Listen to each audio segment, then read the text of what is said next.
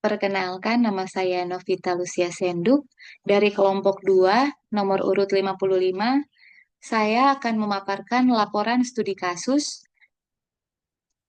tahap pelaksanaan pembangunan bangunan gedung dan kawasan kantor Kementerian Koordinator 3, Kabupaten Penajam Pasir Utara, Provinsi Kalimantan Timur. Sebagai outline terdiri dari 4, yaitu yang pertama pendahuluan, kedua profil lokus, yang ketiga pembahasan, dan yang keempat penutup dan rekomendasi.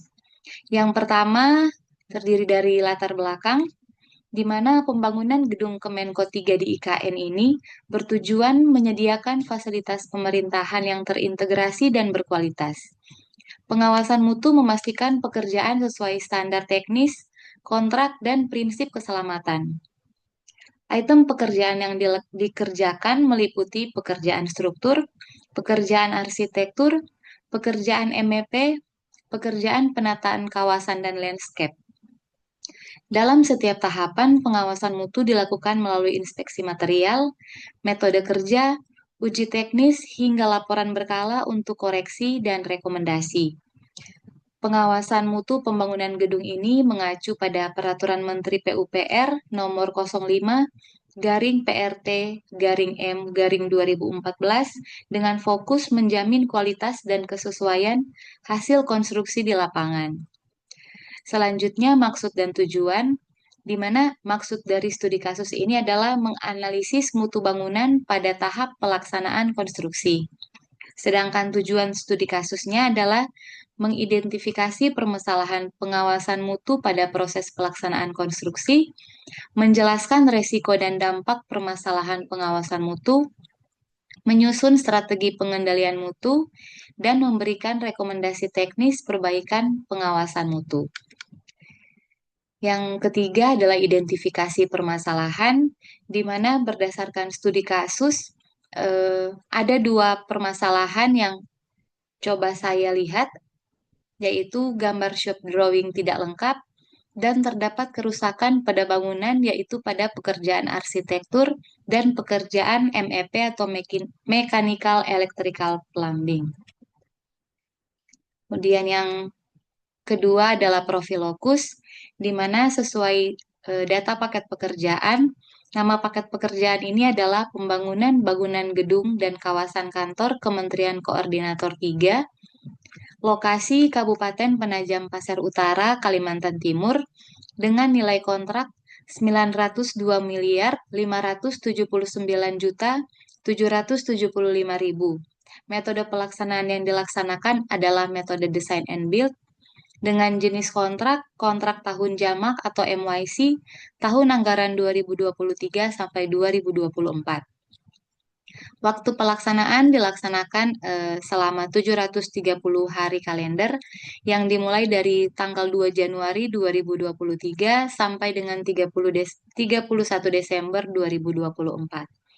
Dengan 4 lingkup pekerjaan, yaitu yang pertama pembangunan 4 tower gedung ASN, kedua dom, ketiga kawasan luar, dan yang keempat infrastruktur mechanical electrical plumbing.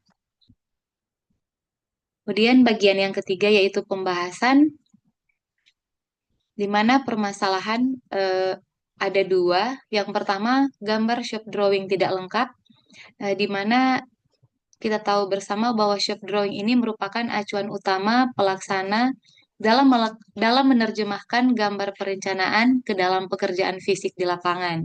Kemudian masalah yang kedua, terdapat kerusakan pada bangunan, yaitu pada pekerjaan arsitektur dan pekerjaan MEP, di mana kerusakan pada pekerjaan arsitektur dan MEP ini seperti kerusakan dinding, plafon, lantai, listrik, plumbing, HVAC akan berdampak sangat signifikan dan tampak jelas pada visual akhir pekerjaan.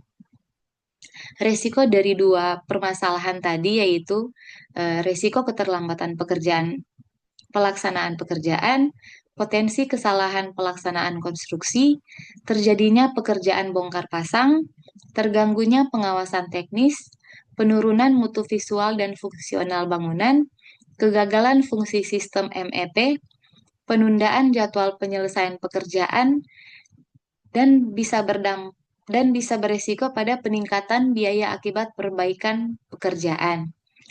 Dengan beberapa resiko tadi akan berdampak baik pada aspek mutu pekerjaan, waktu penyelesaian, biaya tambahan, efisiensi operasional, serta kepatuhan terhadap kontrak dan standar teknis yang berlaku. Kemudian berdasarkan permasalahan, resiko dan dampak sebelumnya, eh, sesuai Menteri Pekerjaan Umum dan Perumahan Rakyat Nomor 10 Tahun 2021 tentang Sistem Manajemen Keselamatan Konstruksi, strategi pengendalian mutu yang dapat diterapkan dalam kasus ini antara lain melakukan koordinasi teknis intensif antara tim perencana, pelaksana, dan pengawas untuk percepatan penyelesaian gambar kerja secara bertahap, penerapan sistem dan approval shop drawing dan pengajuan pelaksanaan pekerjaan secara tertib dan terdokumentasi sebagai bagian dari prosedur quality control.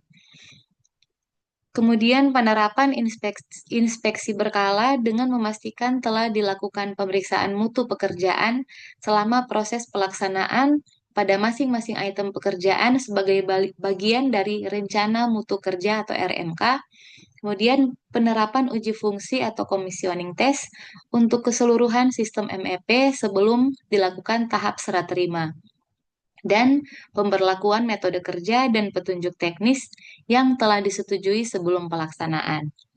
Beberapa strategi ini diharapkan dapat mendukung implementasi pengawasan berbasis sistem manajemen mutu proyek untuk menjaga kepatuhan terhadap spesifikasi teknis.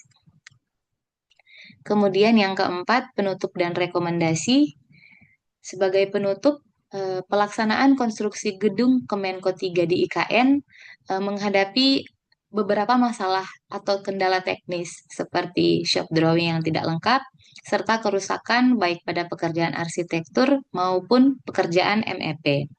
Masalah ini menunjukkan lemahnya pengendalian mutu melalui pengawasan dokumen, inspeksi rutin, dan pemantauan PPK dan Kasatker, diharapkan mutu konstruksi dapat dikendalikan sehingga sesuai dengan standar teknis yang ditetapkan. Rekomendasi pengawasan mutu.